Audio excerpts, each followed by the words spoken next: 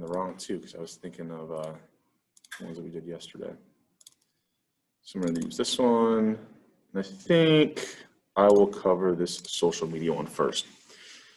So I've got this social media data. It's kind of looks like a mess here. We'll go to this changes around recall tab. So this is kind of older data. So, notice it's kind of Facebook and Twitter were kind of the main ones. I think there was in the raw file, maybe some YouTube data, but it wasn't that great. So I've got this data in Excel, and it kind of looks a little bit difficult to understand, but we'll kind of walk through the variables that we're going to use. So this is a bunch of different companies, and these were recalls that they had, right? So there's some product that was recalled. We have the number of units that were recalled, whether or not it was a voluntary recall, kind of whether or not there was injuries that resulted as, result of the recall. And then we have whether or not it's a kid's product, just a one if it is or if it's not. And then we have kind of the changes in their social media following. Right? So this was kind of the changes 30 days before and 30 days after this recall, 14 days before and 14 days after, all the way up to just 1 day on each side. Right? So what I might be interested in is something like this, right? What was the change, right, in the number of kind of followers, or however we want to denote this, before and after the recall, right? So we've got all these changes. We've got this recall occurring, but then we could say, well, maybe the number of kind of the increase or kind of expected the decrease in the number of followers depends on the number of units. So we've got all these recalls. Let me switch this over to the dot cam so we can have these both going at the same time. So I'm thinking about something like this. We can get the, it's a little bit dark here. Let me,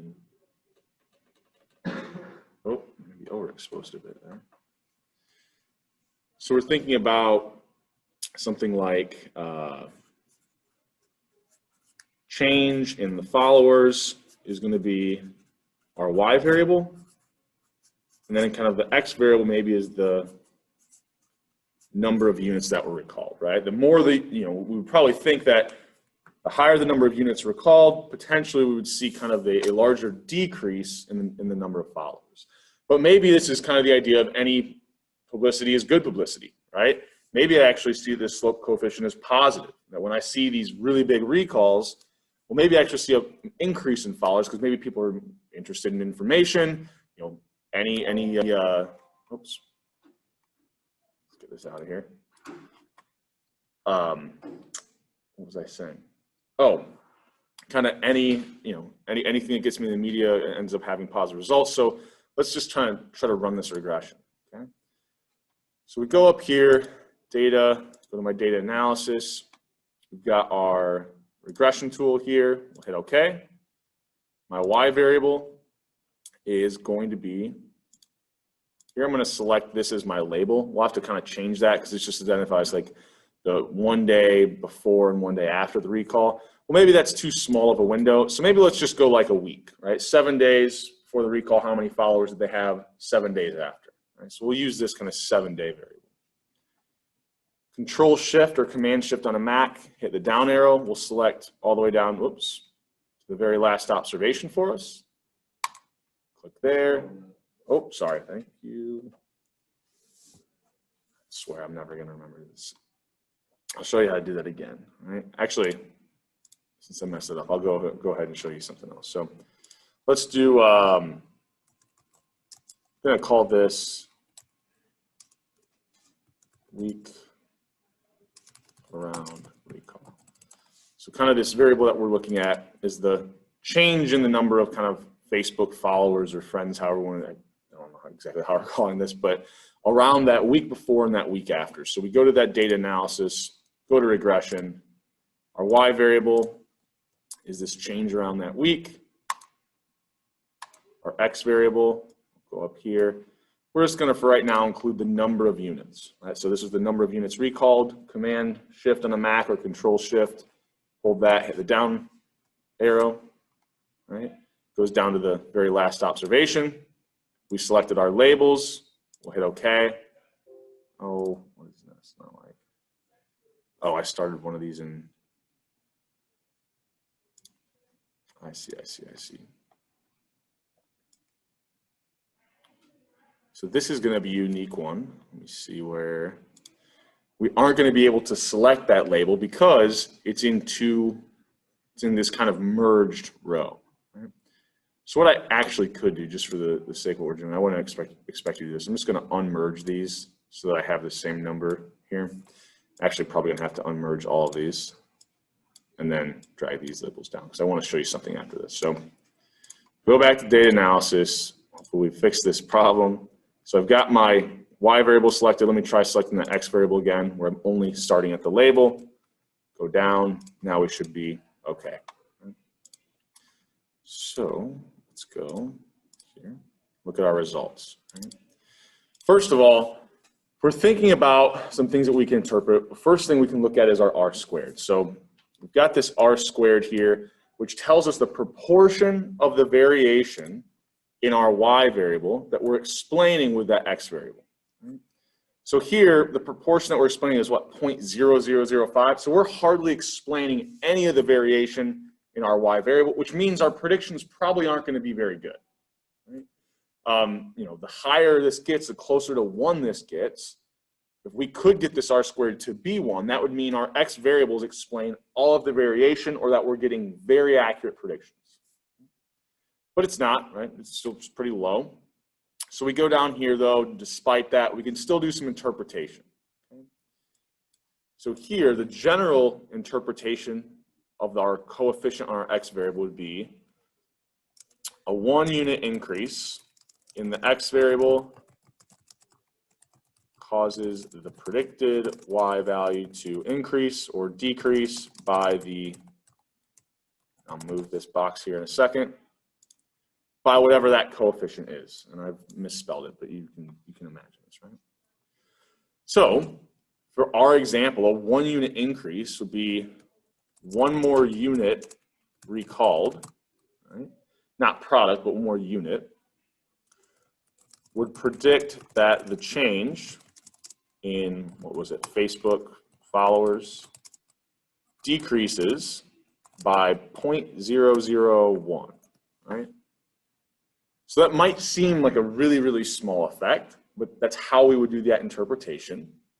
Now, one thing is, this is the effect of 1 unit, right? We'll just you can imagine, you know, one of the companies up there was American Eagle. I don't know what they were recalling, but I doubt it was something that was going to, you know, be super dangerous to people, right? So 1 more unit would be like if they recalled literally 1 pair of pants, right? I don't know, what is that really going to be a negative impact? Or what would the size of that impact be? Probably not very large, which is why we maybe see this be relatively small. Well, what if 1,000 units were recalled, right? Well, if this is the effect of 1 unit being recalled, the effect of 1,000 would be just that times 1,000. And now we see, okay, if there's 1,000 units recalled, we see a decrease in about 1 kind of follower there. Now, that is the interpretation, but we have to remember, well, can I even say that this is any different from 0? So if we remember, in all of these regressions, what we're doing is we're starting out and we're assuming that slope coefficient is equal to 0, because what we're trying to find is that anything other than 0, right? Is there a relationship between this X and Y variable? Well, in this case, with a p-value of 0.87, we only reject if the p-value is less than alpha. Well, our alpha values are typically 0.1, 0.05, and 0.01 are kind of our benchmarks. These would correspond to the 10% significance level, 5% significance level, and the 1% significance level. So here with a p-value of 0.87, that's not less than any of these. I can't reject at any of these levels. Well, if I'm failing to reject, what I'm really saying is I can't say that the relationship is anything other than 0. Right? The true relationship between the X and Y variable could be 0, or that there is no relationship. Right? So I can't really say that the number of units being recalled has any impact on the change in followers, right? So this might be either an indication that these aren't, being publicized enough, or Maybe that any negative connotations are kind of offset by the fact that they're just getting their name out there. But this is an interesting finding. Right? Now we have a pretty small data set here, only 50 observations, but that's still how we would go about kind of analyzing this. Okay. Any questions here? Okay.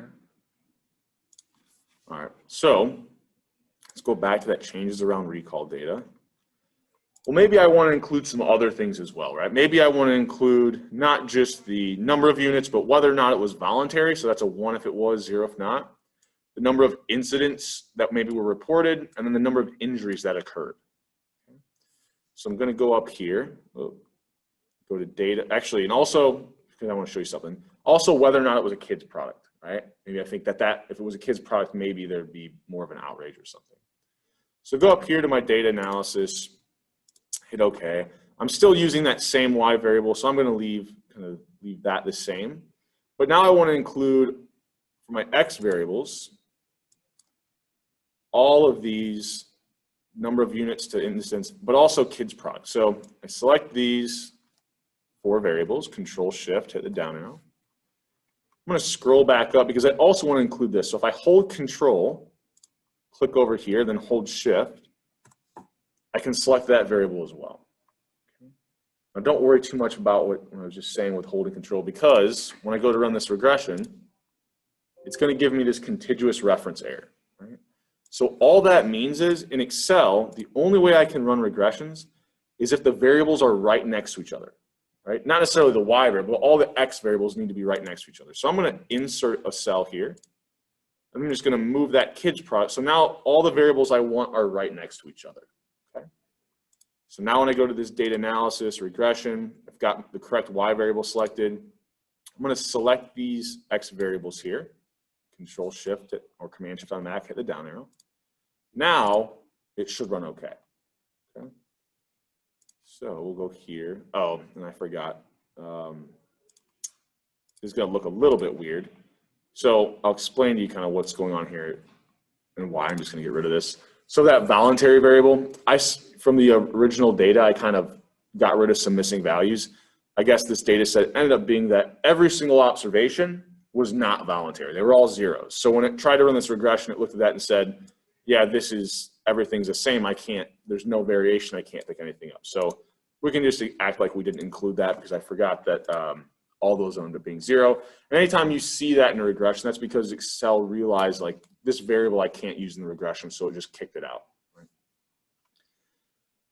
So if we look at the R squared here, well, we've increased by quite a bit. So if we go to our first regression, and I'm actually going to rename this Reg 1. I'm going to rename our second regression Reg 2. Okay? So in our second regression, where we included several other variables, our R squared, the amount of variation we're explaining in the number of followers change is about 4%, right? Or the proportion of 0.04 compared to 0.0005 before, right? So these variables that we added into our regression look like they explain a little bit more of that variation. So it looks like they have some sort of predictive power. So our R squared went up by quite a bit. We kind of go down here. This is going to be a little bit screwed up, but we can kind of work around that. So now if we look at the number of units, it's no longer a negative effect. It's now slightly positive, but that p-value is still so high, we can't say this is any different from 0, right? We would fail to reject that null hypothesis, and it looks like we'd fail it for the number of units. Let me see. We could actually come up with, well, this test statistic's pretty low, so our p-value will be pretty high here. This p-value is still pretty high, 0.2. None of these are actually going to be statistically significant. Okay? So it looks like none of these variables actually can we say that we reject the null for, right? Because they all have p-values that are above 0.1, 0.05, and 0.01. Okay, so we fail to reject the null for all. But that doesn't mean we can't still interpret them, right? So let's think about like the kids product one, because it's a little bit different than what we were doing before. Well, now what's a 1 unit increase in this X variable? Well, this kids product variable, if we go back, well, that was just a 1 if it was a kids product and a 0 if not. All right, so just 1 if it was a kid's product, 0 if not. So when I make this interpretation, a 1-unit increase would just be a kid's product relative to whatever that 0 category is. So a kid's product relative to a non-kid's product, right?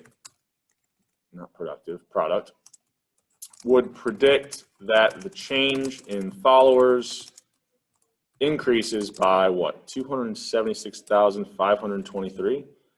I mean, this seems pretty wild. So if it's a kid's product that gets recalled, we actually see a pretty large increase. Like, that's the interpretation. However, we say there's an increase, but we can't actually say that with statistical significance, right? We can't actually reject that null hypothesis because the p-value is still quite a bit above 0.1, okay? But we can still make those interpretations. So another one that we could do, let's do an interpretation of the intercept, right? So the intercept interpretation is if all x variables are equal to 0, the intercept is the predicted value of our y variable. Okay? That's kind of the general interpretation that we've been working with. So here, the interpretation would be weird, but it would be like a recall of 0 units had 0 injuries, 0 reported incidents, and not a kid's product would see a what? Would have a change in followers of negative 114,906, right? So it's kind of a weird interpretation. Like, we know that if we have a recall, this really doesn't make a lot of sense, right? Often that interpretation of the intercept will be for a situation that can't actually happen.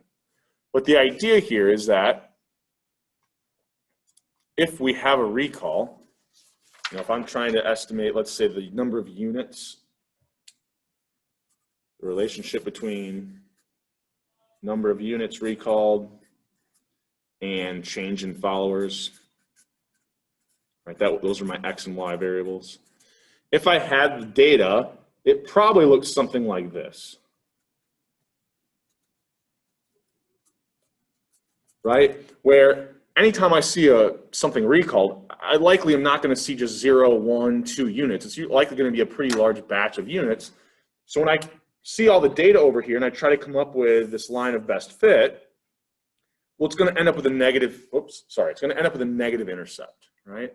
Or it's going to end up, when I'm making that interpretation, it's going to be for a situation where I never even see the number of units recalled be this low. But that's still how I interpret the intercept, because it's still kind of like, well, this is where our starting point's at. And just because I don't ever see any x values in this range, in order to make the accurate predictions here, I need to be able to allow that intercept to be negative. Can you imagine, like, let's say I didn't allow the intercept to be negative just because it didn't make sense in the context of the example. Well, now when I come up with, I drew that a little bad. Now when I come up with my line of best fit, notice for all these observations, my errors are going to be a lot worse than what they were before, right? I'm making a lot kind of larger errors, right? So that's why sometimes the interpretation of the intercept doesn't make a whole lot of sense, but that's still how we'll interpret it, right? And conceptually, that's how we want to think about it. It's kind of the starting point. Any questions on anything here?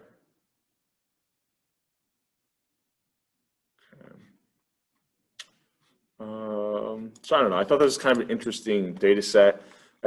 Ahead of time, I didn't know that a whole lot, kind of going into sometimes running these regressions, you might think that there's a lot of relationships between your x variables and that y variable. Here we can kind of see, well, first of all, we're missing a lot still. There's like, what, 96% of the variation in that change in followers variable that we still can't explain. So our predictions probably aren't going to be that great. The variables that we had to try to predict that change in followers apparently don't have a very large influence, right? Or they aren't highly correlated with our y variable. And that's okay. Sometimes when you run this regression, you'll see that none of your variables are significant, right? Just means you have to kind of keep looking for like what matters, right? Look for that rest of that 96% of the variation that you still can't explain. Okay. All right. So the other one that I had that someone reached out at me and was asking about, and I'll try to answer their question, but we might not be able to answer it quite perfectly, right? So I'm going to zoom in on this just so we can see a little bit better. So this is a bunch of NBA shot data. So it's like every shot that's ever occurred in kind of these games. You've got to kind of got the current score, the player, how many points that shot was worth, etc. So the kind of idea that was emailed to me was, could you figure out if someone's like a clutch shooter, right? Well, probably could take a lot longer and come up with a really good regression to kind of analyze that exact question. But we'll kind of do the best that we can for the context of this class. So one thing I wanted to show you was what happens if we have a y variable that's a 1 or a 0. Right? So the regression that we're now going to be thinking about here, or at least what we're going to start out with, is, was the shot made, right? And that's just a 1 or a 0, right? So was this shot made? And we could think about, if we're trying to look at maybe like how clutch someone is, I'm going to go over here. Where was it? Oh, here it is. Kind of having what that point gap was, right? So kind of seeing what the point gap at the time was. Now, it's not the perfect measure, but at least tells us, on average, our players kind of clutch. We could analyze this player by player. It's a much longer thing, but just to kind of get at this, what was the point gap in the game, right? So maybe if the game is closer, maybe people are more likely to make that shot if on average these players are clutch, or maybe if that point gap is wider, well, maybe they're trying even harder to kind of come back in the game, whatever the story wants to do. But we don't know what this estimate's going to be, but we can use a regression to determine that. So I'm going to go up here, data analysis, regression, okay. So my y variable that I want is just whether or not the shot was made, right? We have that 1, 0 y variable. So I'm going to control shift, hit the down arrow, select it, the arrows again, and what was the one I was interested in, right? If I go over, looks like it was the point gap. So I'm going to control shift and select that. Okay. Got my label selected, put it on a new worksheet. Zoom in, so we can see this. Notice the r squared here is what? Move the decimal 5 places to the left, so 0.00006. So we're hardly explaining any of the variation in whether or not that shot was made by using that point gap. Okay? And sure enough, right, we kind of can't say that it's any different from 0 here because the p-value is much larger than any of our alphas. Okay? So just kind of doing this naive regression, right, we don't really pick up a whole lot from that. Call that reg 1. Right? And there's really not, a whole lot of variables here to interpret. But if we were to try to interpret this, what would a 1 unit increase in our x variable be? Well, if the gap in kind of the shooter's team and the opponent team, if the difference in the score of the game goes up by 1 point, we'd actually expect the probability that the shot is made. Right, so here it's kind of weird because usually it's the increase or decrease in the units of that y variable. Well, when your y variable is just a 1 or a 0, the units are really like increases in probability. Right? So anytime we have a y variable that's a 1 or a 0, the interpretation of our coefficients, we still do it the same way. It's just that when we talk about the predicted increase or decrease in our y variable, it's not in the y variable's units. Well, it still is in its units, but its units are now not like dollars or inches. It's increases in the probability, okay? Moving from 0 to 1. So it looks like maybe on average, right, there's a little bit more kind of clutchness that occurs when games are close. Right? But you could also go up here and just think about, well, I bet there's a lot of things that matter.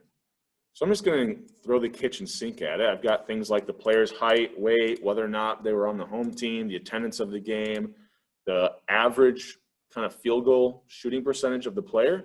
And if I can control for a bunch of these things, we'll get a regression that really is pretty powerful. So if I hit OK on this regression, my y variable have that shot made still selected from my earlier regression. But now for my X variables, I want to include shot distance, the angle, whether or not it was a 3-point shot, all this different information.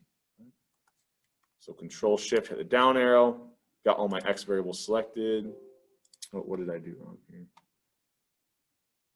Why is this going down further? Oh, I copied it over. So we'll go to the same one. I think I accidentally just bumped my down arrow a couple times. Oops. Why is this not like this? Let's try this again. So we'll go shot made.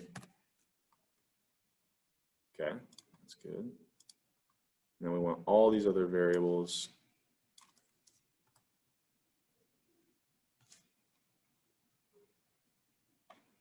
Okay, I see what's happening.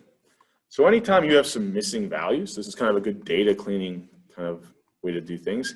Anytime I have missing values and I hit that down arrow, it's going to stop kind of prematurely. So I'm going to cancel here, go up to the top. And what I can do is I'm going to go to the very last variable in my data set, hold Control and Shift, hit the over, then the down arrow. That should select my entire data set.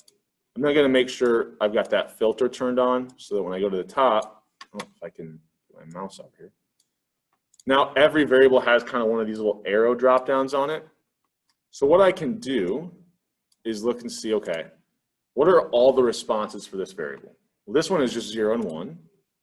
We go to that shot distance. Well, this is going to have a bunch of values, but if I scroll all the way to the bottom, what I can find is, oh, there's some blanks in here. Well, I can't use an observation that has blanks, so I'll deselect everything. Click on the blanks.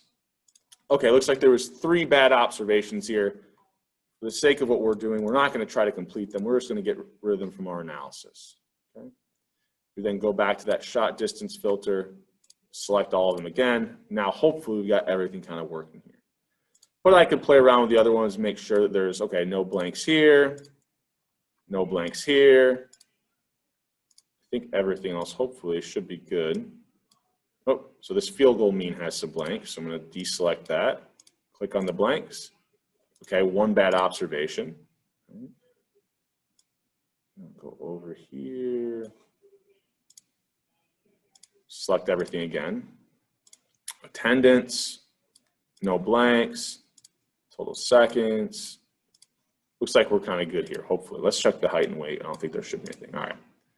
Now let's try this again, right? We've gotten rid of some of those problematic observations. So we go to the Y, we select that shot made variable, X range, we're going to hit this, go back up. So we have the shot distance all the way over to what? The height and weight of the player. Select that. Okay, now we got it to work, right? So anytime you're running this regression, and it's giving you kind of errors that your X and your Y variables don't match up, it's usually probably because when you're using that Control Shift down arrow to kind of use that shortcut, there's probably some missing values in there. So that using the filter tool is a good way to find those. So we're going to zoom in on these results and get a little bit of interpretation to kind of see really what the power of our regression is. So we've increased our R-squared quite a bit. We're still not explaining a ton of the variation in our Y variable, but using all the X variables that we included, right? We now not just have the point gap, we've got all this other stuff. We're now explaining about 5% of the variation in that shot made variable, right? The proportion of 0.05. So we've increased it by quite a bit. We've got a lot of observations here. So I'm gonna close this real quick so we can look at everything. So one thing we said last class, we could kind of write an if statement over here to determine which of these variables are significant, right? Or we can just kind of look at it, go through with our eyeball. So let's say maybe I just want to see whether or not this is significant at any level. So as long as the variable is significant at the 10% level. So the p-value is less than 0.1. Well, this one, I definitely can reject the null. Remember the null being, let's get this up here.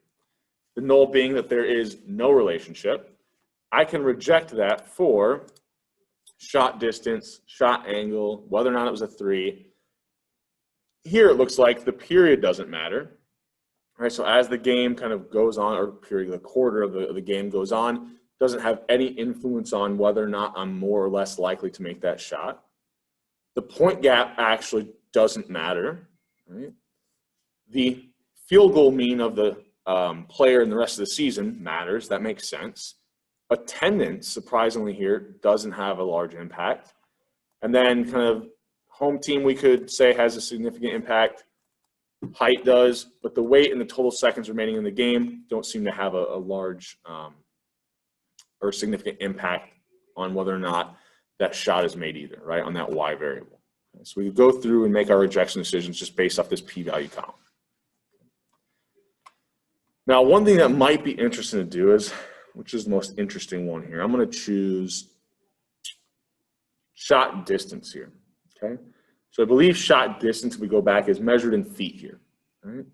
So our interpretation would be that if the shot is taken 1 foot further from the rim, that the probability that the shot is made goes down by 0.01.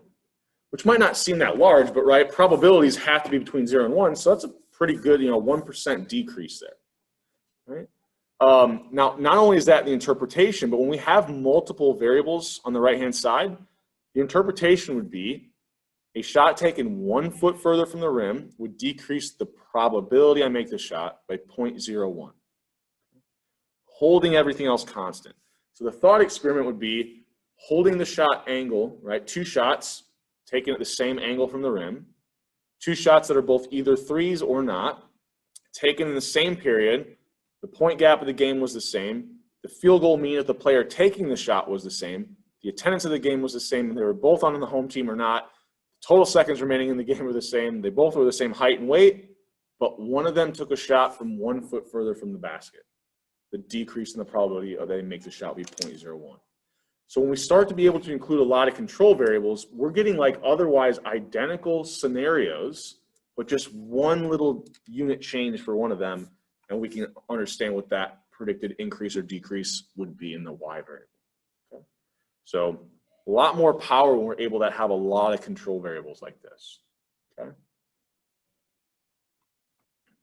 Any questions on anything there? Let me think about what else I want to say. So we've gotten pretty much just kind of some different interpretations, some different problems that you might run into in Excel. We interpreted the intercept. We look at p-values. So one other thing that we could do, then I went through this last class with an example, but kind of do something similar here. So what if I wanted to predict the probability that a player makes a certain shot? Right? And I would have to have like a paragraph of this information for you. But let's just say, right, that I want to think about a hypothetical kind of shot being taken and the probability that it's made. Right? So maybe, and I'll double check on this. So let's see, I think that shot distance variable, I'll double check that it's in feet, but I had created it. Yeah, so this is in feet. So let's say that the shot distance was, I don't know, 20 feet from the rim. The shot angle was, and let's look at how these angles are measured. So I don't know, there's something about the angle to, so we got what? Kind of around 1, so I don't know, 1.1, however that angle is measured. It's not a 3-point shot, so we'll put a 0 in there. It's the second quarter of the game. The point gap is currently, I don't know, 4 points. The field goal mean of the player shooting is he's on, maybe he's a, if I can get my mouse, there we go. Maybe he's like a, 54% shooter or something.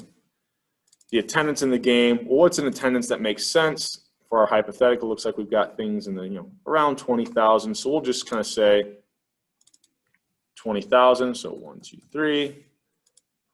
Let's say he's on the home team, so this would be a 1. Total seconds remaining in the game, I don't know, maybe it's towards the end of the game, so we'll say there's only 200 seconds left. The weight of the player, I don't know, let's say they're 210 pounds, and they're, what would make sense?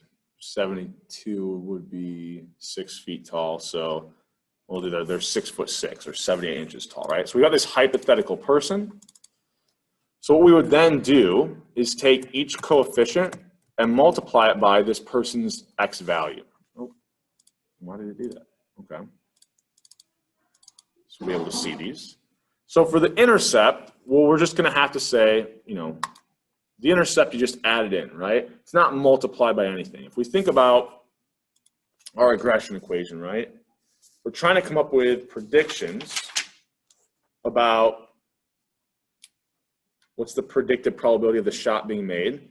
And we have the intercept, we just add that in. And then for each other variable, we take that coefficient, you know, maybe this is the height of the player, and we multiply the coefficient by the x variable, right, or the value for that x variable. So we're just going to go through and do that for every single one, which is take that coefficient value, multiply that by your hypothetical value for x.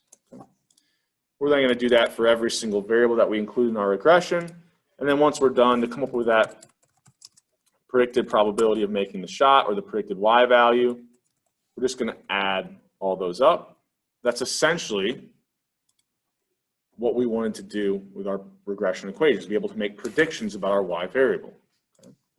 So once I add all those up, I get that for this particular shot, there's about a 42% chance the player makes it, or the probability that the shot is made is 0.42. Right. So this is kind of how we would come up with predicted values for y. Right. Probably the easiest way to do it in Excel too.